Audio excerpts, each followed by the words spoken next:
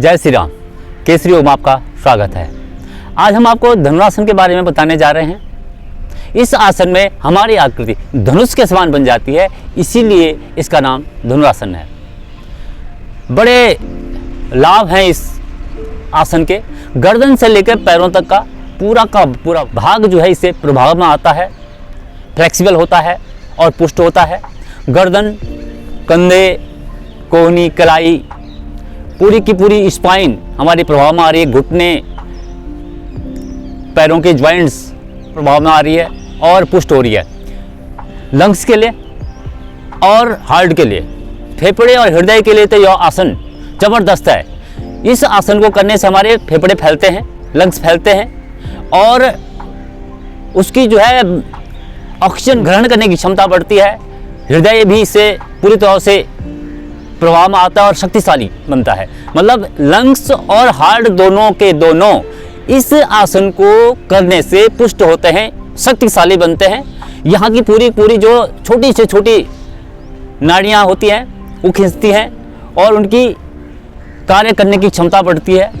और अगर हम नीचे आ जाते हैं, हमारे नाभि वाला क्षेत्र इसमें प्रभाव में आता है। नाभि के आसपास का जो जमा हुआ मल उखड़ता है, बड़ी आंत हमारी प्रभाव में आती है। दोनों इस साइड में हमारी बड़ी आंत है, तो बड़ी आंत जो हम तब घुटने मोड़ते हैं, खींचते हैं, तो बड़ी आंत प्रभाव में आती है। तो वहाँ पर मल जो होता है हमारा बड़ी आंत में सूखता है और उसके कारण ही जो है हमें कब्ज की समस्या होती है। कब्ज के लिए तो ये ज़बरदस्त है, रामबाण है। तो जब इस आसन करते हैं तो बड़ी आंत में जमा हुआ सूखा हुआ कब्ज टूटता है। पाचन शक्ति हमारी इस आसन को करने से बढ़ती है और भूख भी बहुत जल्दी लगती है इस आसन को करने से। मतलब पाचन शक्ति अच्छी होगी तो अपने आप ही हमारा जो है भूख भी बढ़ेगी, खाना बहुत आसानी से पचता है। आंतें हमारी प्रभाव में आती हैं और पुष्ट होती हैं। नीचे हमारे और नीचे जाते हैं, पेड़ों वाला क्षेत्र हमारा, उसकी छोटी नसें जो हैं खिंचती हैं और एक्टिवेट होती हैं। घुटने हमारे मोड़ते हैं तो घुटने भी प्रभाव में आ रहे हैं। सावधानी के तौर में आपको बता देता हूँ कि इसमें क्या क्या सावधानी, किन लोगों को इस आसन को नहीं करना चाहिए। जिनका ऑपरेशन हाल फिलहाल में हुआ उनको नहीं करना चाहिए, हाई बीपी वालों को नहीं करना चाहिए, हार्ट की प्रॉब्लम है जिनको, उनको इस आसन को नहीं करना चाहिए। इसके अलावा किसी के घुटनों की कोई गंभीर रोग हैं तो उसको भी इस आसन को नहीं करना चाहिए। इसके अलावा फीमेल्स के लिए जो है पीरियड्स के टाइम में इस आसन को नहीं करना चाहिए।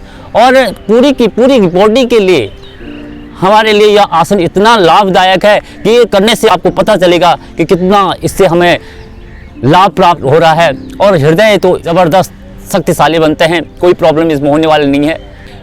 पेट के बल लेट के किया जाने वाला यह आसन है। देखें कैसे करते हैं। इस तरह से आप लेट जाएंगे, माथा आसन पर रहेगा, इस तरह से पैर ऐसे तने रहेंगे, दोनों के एड़ी पंजे मिले हुए हैं, माथा आसन पर रहेगा। अब देखिए इस तरह से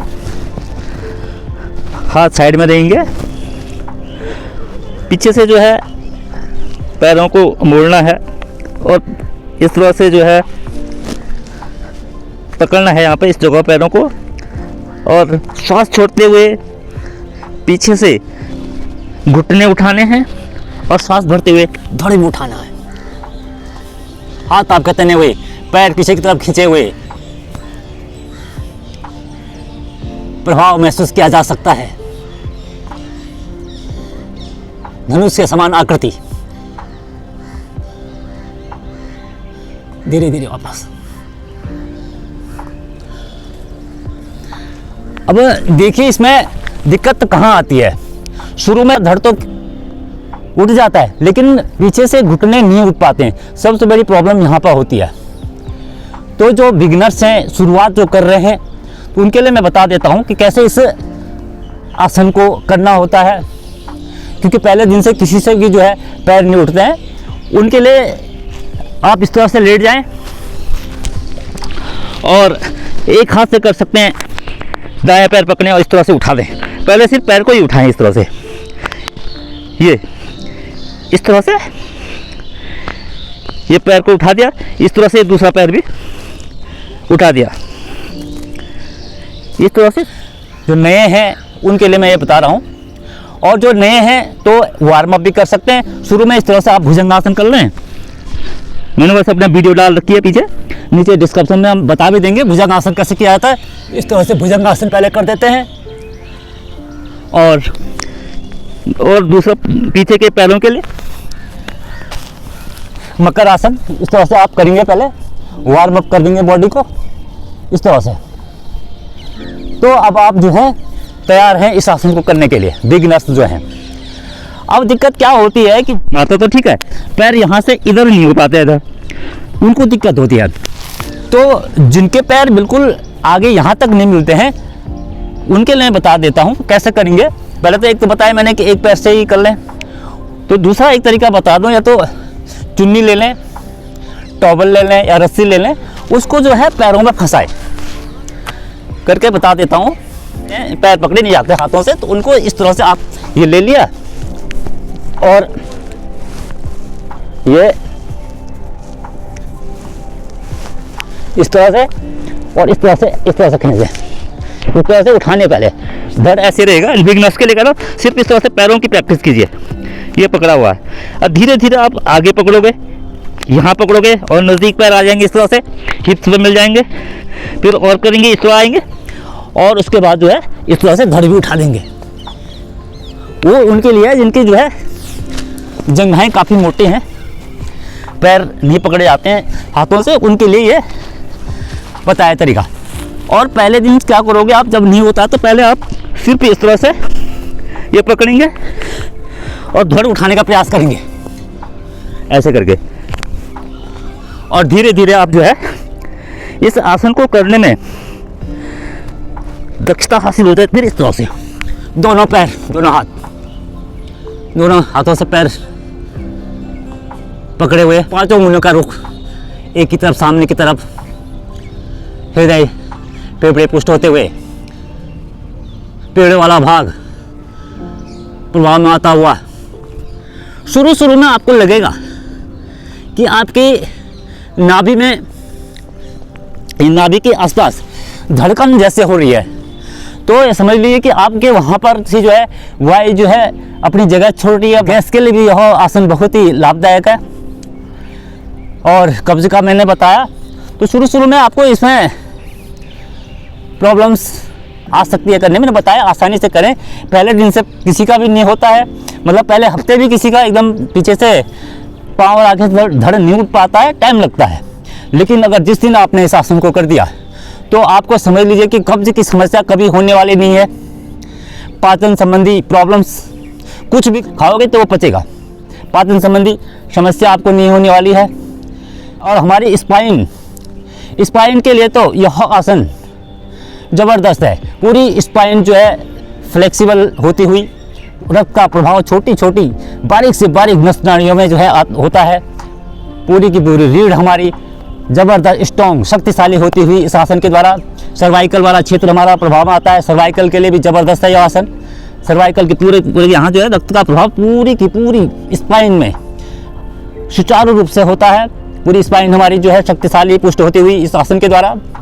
इसके अलावा जो हमारा नीचे नंबर वाला, इसमें सबसे ज़्यादा हार्ड वाला ये होता है क्षेत्र, ये वाला, वहाँ पर भी जो है ऊपर करते हैं तो वहाँ पर भी जो है फ्लेक्सिबिलिटी आती है। रक्त का प्रभाव उस जगह पर भी पूरी की पूरी तरह से आता है और पूरा का पूरा हमारा शरीर इस आसन को करने से शक्तिशाली होता है।